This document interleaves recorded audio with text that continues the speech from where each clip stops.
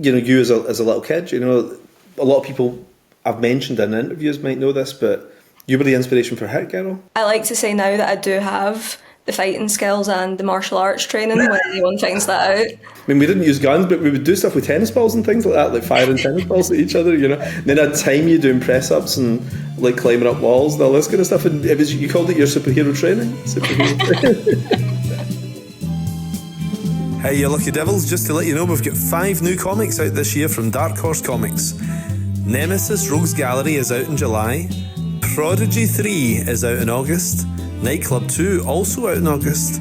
The Magic Order's big finale, Volume 5, is out in September, and the Jupiter's Legacy finale is finally here in October. Also out from Dark Horse this year, we have the Wanted and Big Game hardcover, a huge library edition, and the Ambassadors with all your favourite artists collected into one big beautiful hardcover in November. Don't miss it.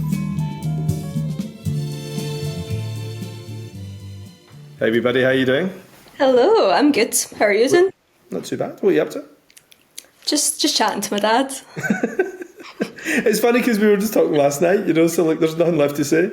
Yeah, I feel like we're gonna chat and then I'll be like, I'll see you for dinner later. The weird thing is, it's like normally it's me talking to an American, so people understand at least one half of the conversation, but it's going to be me talking to another Scottish person. This is impenetrable, isn't it? Nobody's going to understand us. Well, do you find yourself having to kind of purposely slow down? I should, but I don't, Like I should. Like I found out one of your wee sisters said to me yesterday that her best friend has no idea what I'm saying. Oh. Nothing. And I thought I got on really well with this kid as well, Yeah, it is like another language sometimes. I know. It's a cool language though, isn't it? But it's funny because we could have done this in real life, of course, but I kind of like this format, and if there's one that's not like it, then it looks weird, doesn't it? This looks more pro, I think. Yeah, I also think if you're together in person on camera, it starts to kind of look like a stage play, like a drama class or something. Probably gets a bit in-jokey and all that as well, where at least there's the semblance of formality, But it's funny because, like, I'm going away, I'm off to Copenhagen, and I'll see you the day I get back. But then you're away to America, which is really sad. Like, how long are you away? Quite a while, I can't believe it. Probably somewhere between 6 to 10 weeks. So we're away in Georgia for the first chunk, and then probably the same again in LA. But it's came quick. You're away for I didn't know this. I thought that was the total was like that long. That's a nightmare, right? We're gonna. I mean, just so people know, is your boyfriend is making he's directing his first movie, but we're gonna show up on set. We'll be like, "Hey, it's Dad, and your sister." If you can handle being scared, it's a horror. Hang on, is LA going to be right after Georgia, or are you coming home for a bit? There's going to be, we don't know what, but like a chunk in between, and then that's not we'll bad. be back out. Yeah, and we'll be in LA at some point anyway, so we'll come and we'll hang about here. I thought it may be quite good to do it there because it's a bit more glamorous and all that, but we'd rather do it now because what this is all about is you're launching your first comic, your first graphic novel, as they say. Two at once, which is so exciting. For me, this is amazing. Because ever since you were wee, right, you've obviously had an interest in comics, but it was never pushed on you. Like I thought I didn't want to be one of those showbiz dads. It's like, you've got your dance class and all that, but I wanted you to kind of get into the same things I'm into, obviously. So I'd leave things around the house and everything, and you discovered stuff yourself. But obviously your degree was something entirely different, first class honours, and you've got this amazing career as a painter, which is just nuts. Like 1 year at university, 4 international exhibitions around the world, solo exhibitions and everything. So I just thought, well, she's never going to do comics. And here you are. Thank you. No, I think it's funny if you grow up around something, you can really enjoy it and admire it and think it's great, but you have that thing of, oh well, that's his thing. Like I'll do my thing, that's his thing. And then sometimes you hit your 20s, you graduate, and you're then like, oh, I've absorbed a lot more of that information than I thought. It's in the back of my head somewhere. I love the idea of that because I think if you push something on somebody, they can push back and not want to do it. But you found it yourself, which I love. Yeah, and that's the thing. I really, really love painting, but I think I love having the many plates spinning at once. Yeah, Half the year I paint, half the year I do this. And it's nice for different groups of people. You meet different people, and yeah. it's a little bit more sanity as well. Yeah, yeah, and it's nice, isn't it? Because you use different muscles. You know, I mean, that's what I loved. I mean, since I was 35, maybe I've been in film as well as comics, and you hang out with different crowds, and you use different muscles in your imagination. It must be the same with comics and art. You know, than painting. Yeah, definitely, and it's different audiences and different people. Everyone assumes when you say art that it crosses over and it's all the same, but I'm meeting people now that I've never really gotten to speak to before. Yeah. And even the having the campaign and having the books available, it's a totally different audience in the first place. Well, so people know actually, like you've got two books coming out at once, which I think is really interesting. Like most people, when they launch a Kickstarter campaign, it's a singular book, but it's two different books, and they're totally different, which I think is so interesting too. You know, you've got one that's really dark and really funny, you know, and then this other one that's just like chicken soup for the soul, as they say. You know, it's just an absolute dopamine hit, and I really love them both. You know, one is. Do you know what I meant to ask? Because one of them, you know, you were doing for the big issue. As a cartoon strip. Is this entirely new material, or is there some episodes of that you've used from Big Issue, or what? So from Big Issue, there was a series of, I think, 8 to 10 Be More Gus strips, Yeah, and this is 112. right. So there's a few that cross over, but I mean, there's over 100 new ones in there as Right. well. That's cool because I loved that strip in Big Issue. It was so cool. And then the other one, if you can talk about that a wee bit. Yeah, so As Told by Rats is entirely the opposite. And I think it was kind of no coincidence that they were made at the same time. If you're making something that's so obscene, you're going to have to make something nice on the flip side. So As Told by Rats follows the Rat Pack, who are a gang of rats. You've got Rat, you've got Doctor Rat, you've got Hot Rat, and they all hang out together. And every page is a new strip where they make the worst decision every single time.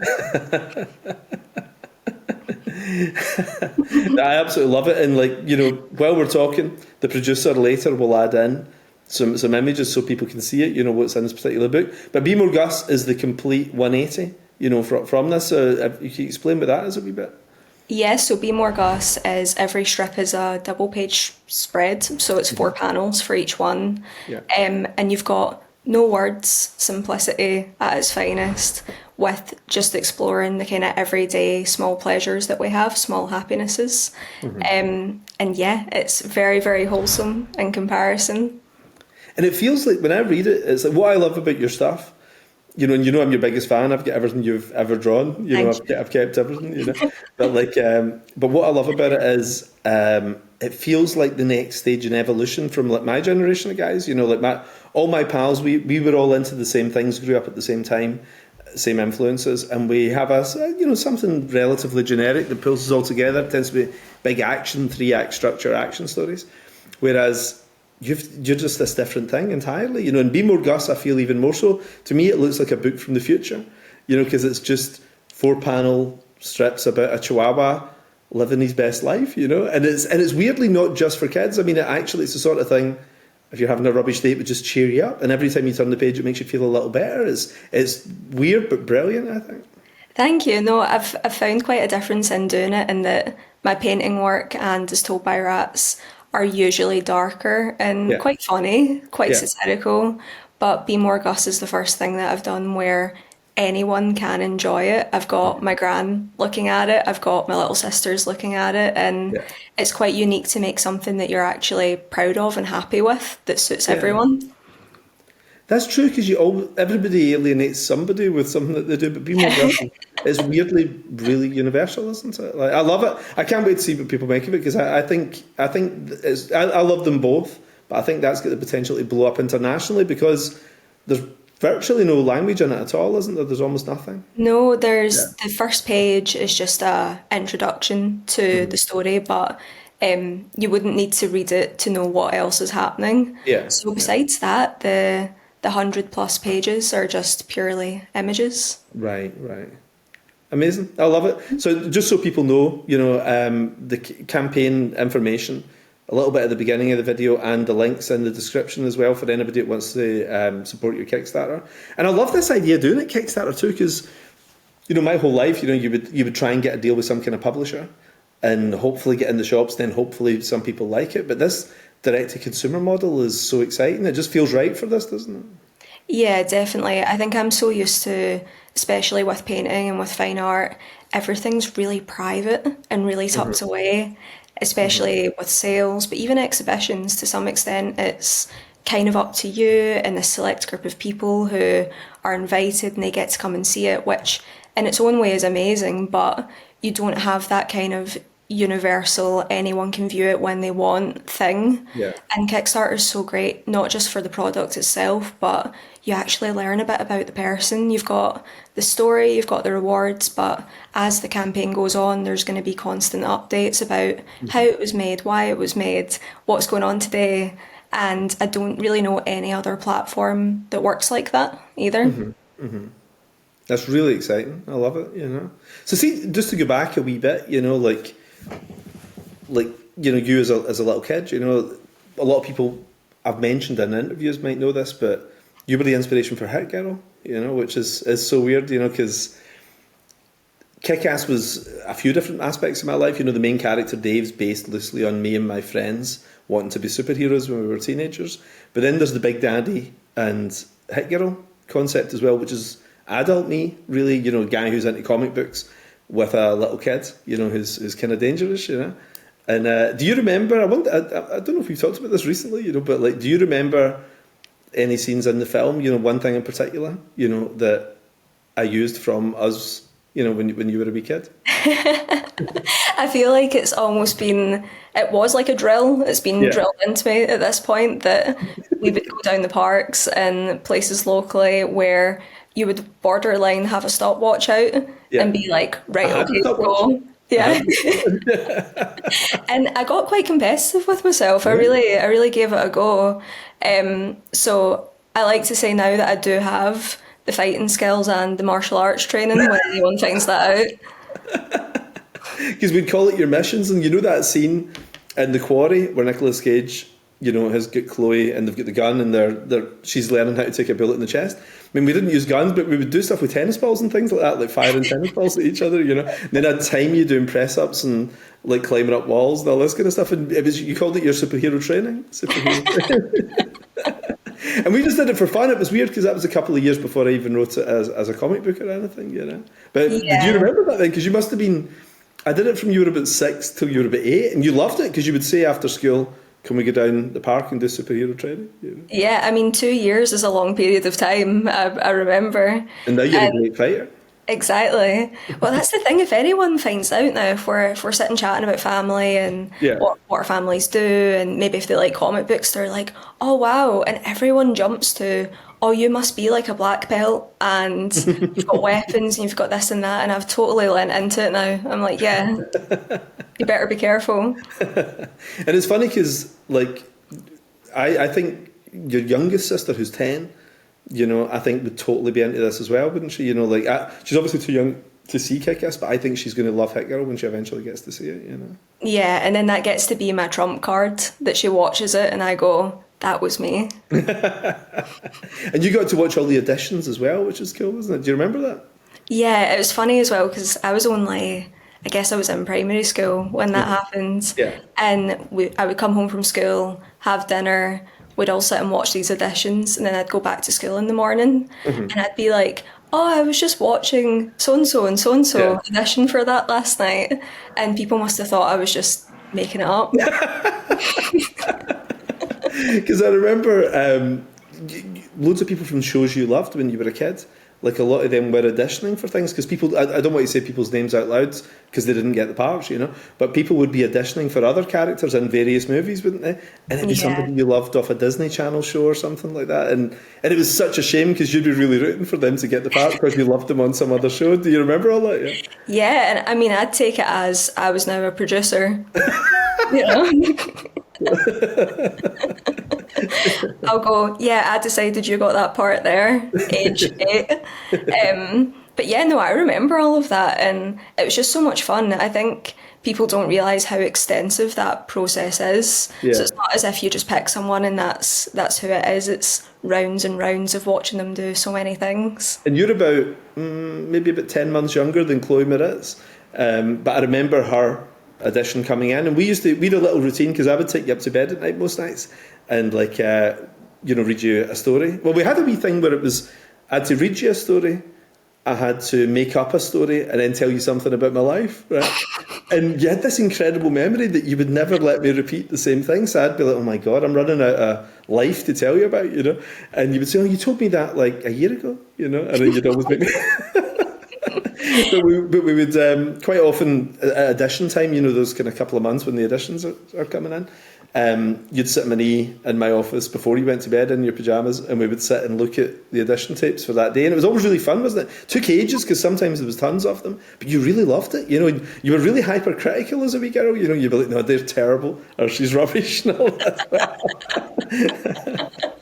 You liked Chloe Moritz, I remember. Oh, I loved her, and I still think she's amazing. But yeah, it's one of those things that very quickly starts to almost feel like a reality TV show. Yeah, you're rooting for who you want to win, and everyone's getting whittled down each round, and by the end, you're like, yes.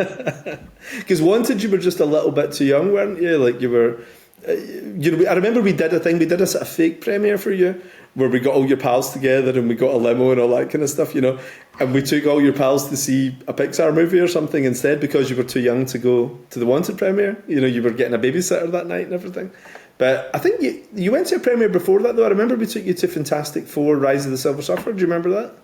Yeah, and I was so excited to meet Jessica Alba. My only aim was, again, I was maybe only 7 or 8, and I remember thinking, if I can be one person when I grow up, it's Jessica Alba. You loved her so much when you were a wee girl. You really loved her. I remember, because you weren't as fanatical about superheroes as I was, from year dot. But then you read Fantastic Four, and you really get into it, like the Stan Lee, Jack Kirby ones, like the first 100 issues or something. You were doing those as bedtime stories for a wee while.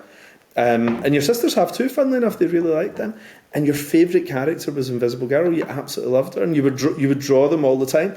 So whenever Marvel were kind enough to send us down as a family to go and see the premiere for Rise of the Silver Surfer, I remember you were buzzing. You'd just made your Holy Communion, and you met Jessica Alba at the premiere. And do you remember you were telling her about your Holy Communion? Your first Holy Communion. And I bet she was so polite as well. Yeah. Like, she was like, that sounds great. I remember just thinking she was such a lovely person. And I'd taken a portrait that I'd drawn. Yeah. And I remember, again, I was really young. I don't remember the full trip, but I remember being on the plane and being so paranoid that this A4 bit of paper was going to get crumpled in some way. Because I was like, I need to go and I need to find Jessica and give her this drawing that I've done. And I gave her it. Do you remember what it said? Can I remember it really clearly, the drawing? I think there was a portrait of her where she was the Invisible Girl, and there was a portrait of her just as Jessica Alba. It was really cute because you drew her just as her in jeans and just a normal person, and then her as a superhero, and there was loads of stars around her and everything, like as Invisible Girl. But as herself, she was just a regular girl. It was kind of like a Hannah Montana thing, where she had two lives, I think on some level that was my version of going, I know you as a person, as well as a character. We could be best friends. We could be best friends.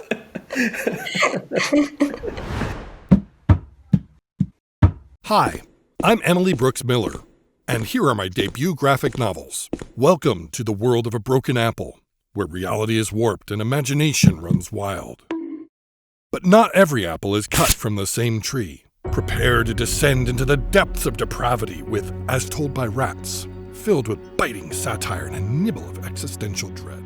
But fear not, for those seeking solace from madness. Be More Gus offers a sanctuary. Join Gus and companions on exploring life's small pleasures. Whether you're drawn to darkness or peace, we have something for everyone. Join us on this wild ride through Twisted and Tranquil, and help bring my creations to life.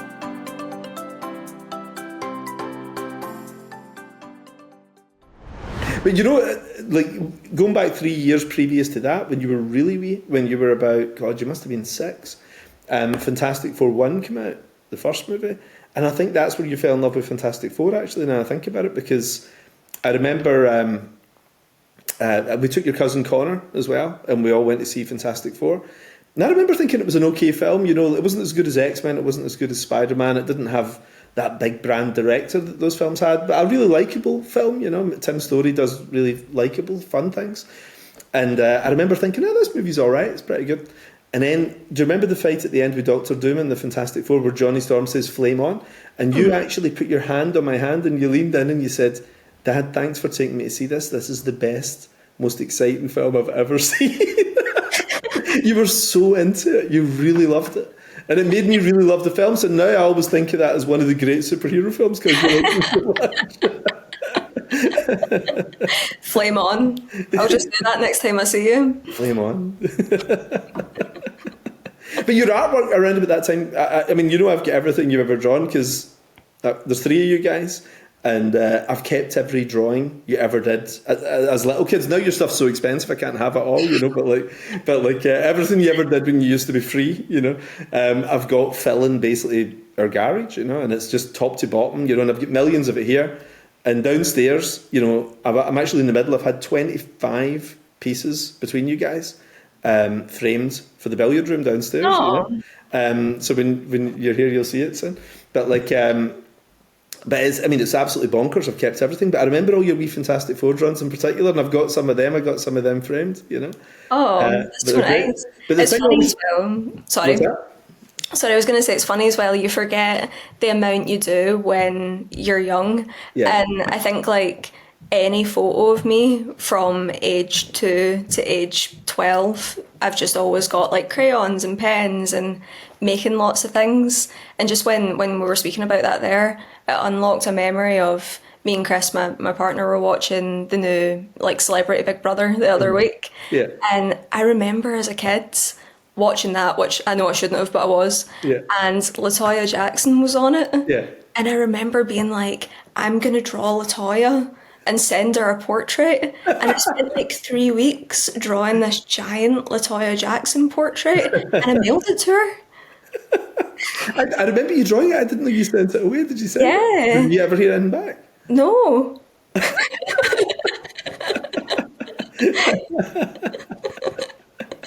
But one of the pictures I found when I was planning out stuff for the room was a family portrait you did.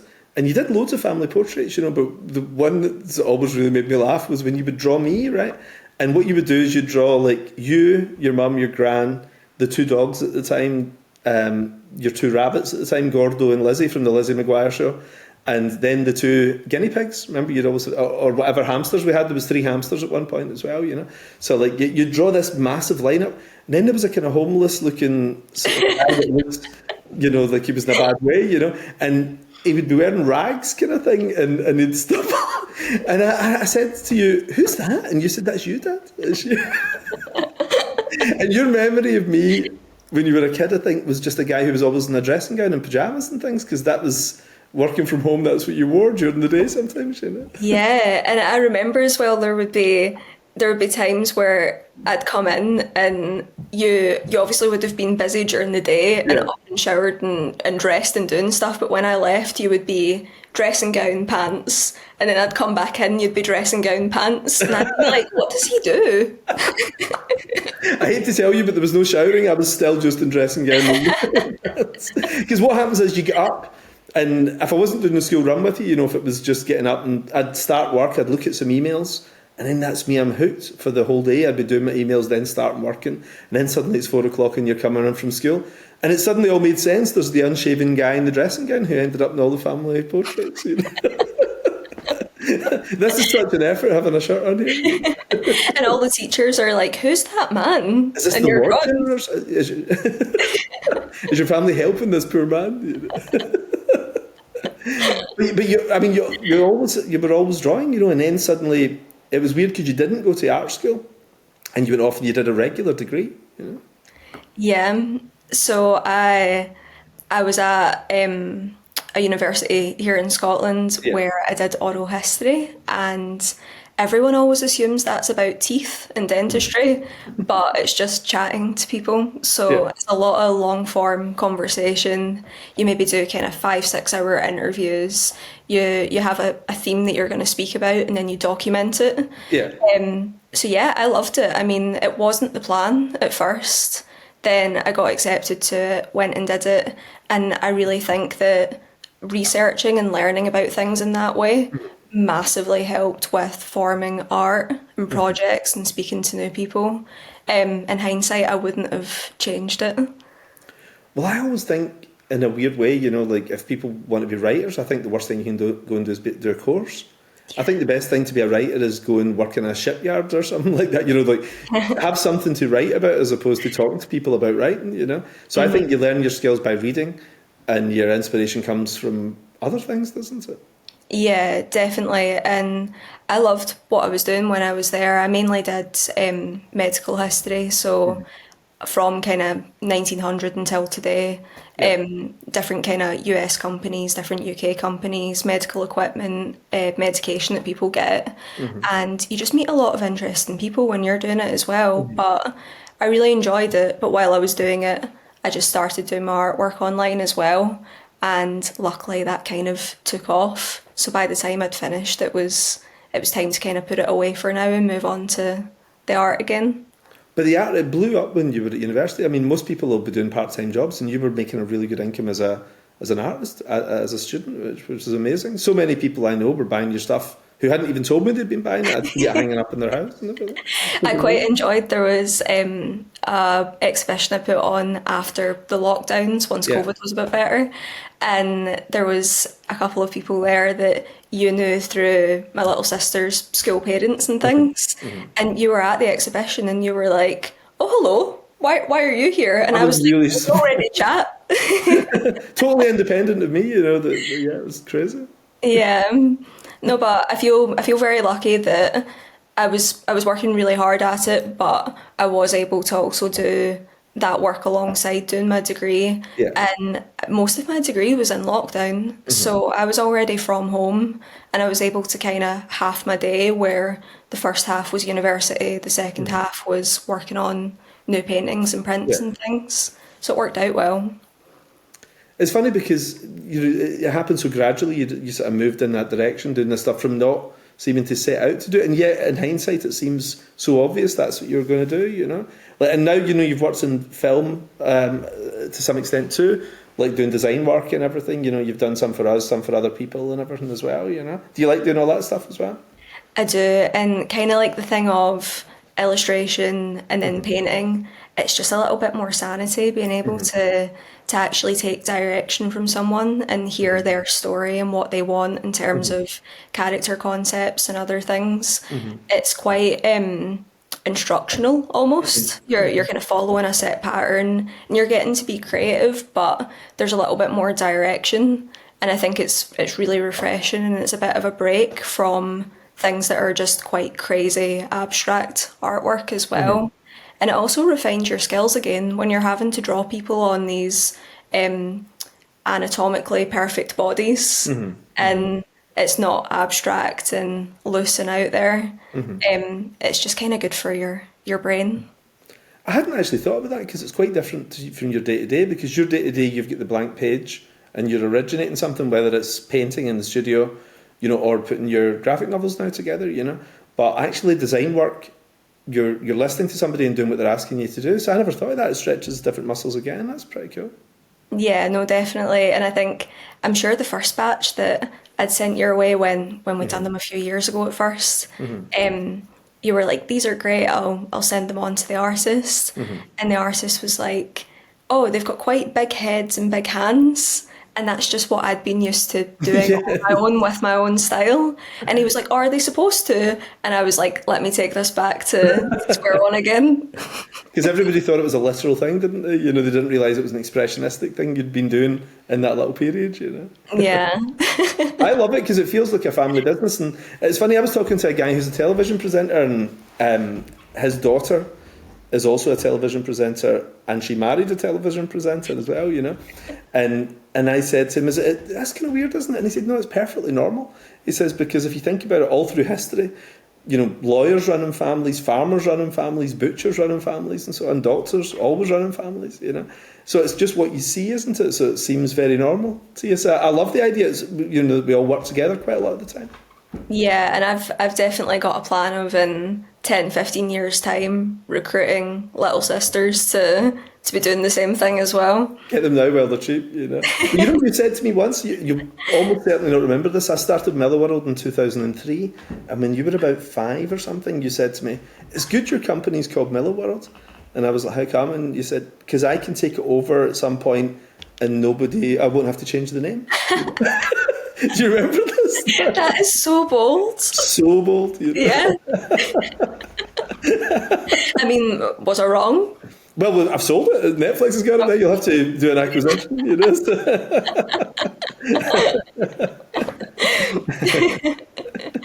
But it's funny though, because you know, I was thinking about before we come on, you know, the strange things that have happened in your life. You know, like I used to always think it was amazing when I would read something and you'd find out that somebody whose work I enjoyed growing up, a comic guy, you know, would hang out with other comic guys and their families would hang out and everything. And I guess you had a lot of that stuff growing up, you know, like you met loads of people coming to the house. Like Frank Quitely's a close friend of our family, you know, and his sons are really good friends of yours.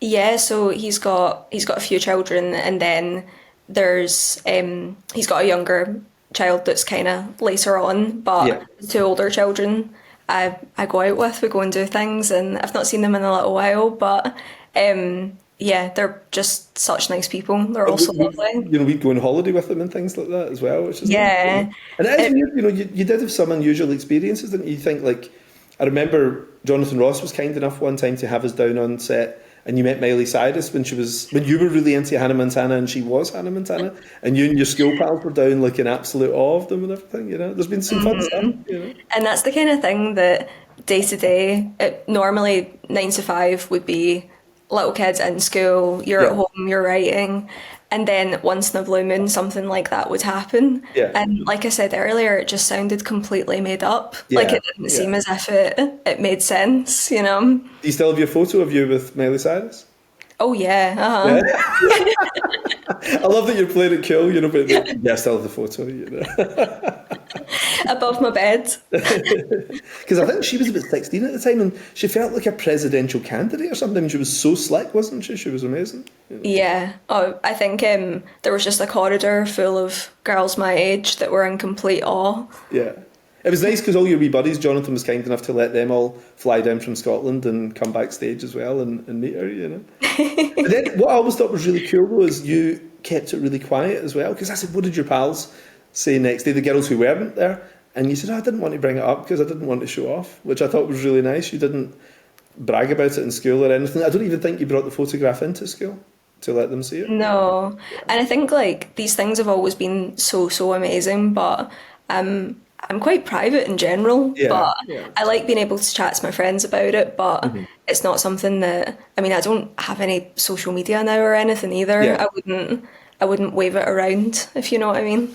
Which is so smart, you know. I mean, I think that's the next big thing. In the way that everybody thought social media was going to sell their work, I think it's the complete opposite. All it does is alienate people, really. You know, I think you've been really smart about it. Just stay out of everything and just do your job. You know? Yeah, I mean, I had Instagram and I had a Facebook page and everything for my work. And like I said, when I kind of started things during COVID, during the lockdowns in university, it was a great tool. It was great to meet new people and speak to new people.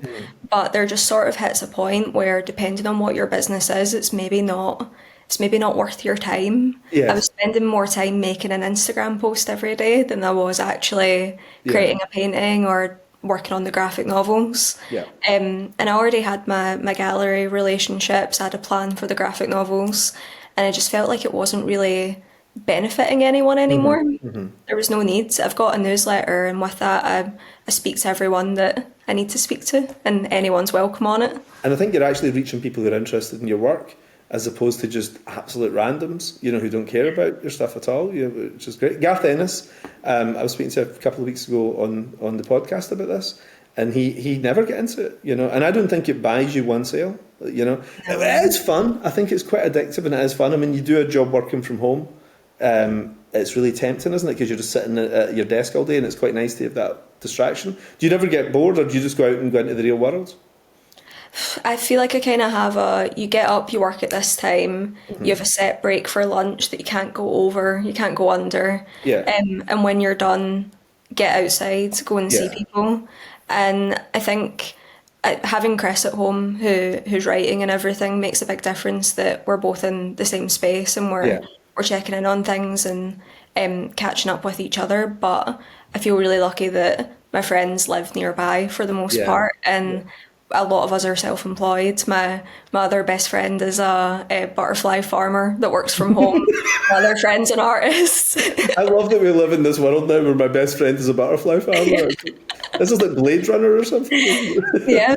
Well, there's my friend Eleanor, who is a painter, and then an illustrator, and my friend Stuart, that's the butterfly farmer, and we all kind of live in this triangle of each other. Yeah, so they're all 5 minutes away, aren't they? They're all 5 minutes away, so when work is done, we all make a point of work is done, and we don't go back to the computer after. Very sensible. And Chris is in the middle of all that too, which is great. I mean, everybody works from home now, really, you know, post-COVID. Everybody's in the house, so they're all in their pyjamas, you know, all day now, not shaving. Yeah, or their Stephen Mulhern t-shirts. Can you stand up so we can see that a wee bit, actually, because I love this t-shirt, you know, like, Americans will be baffled by this, but Google him, Stephen Mulhern. Yeah, and this isn't official merchandise of his.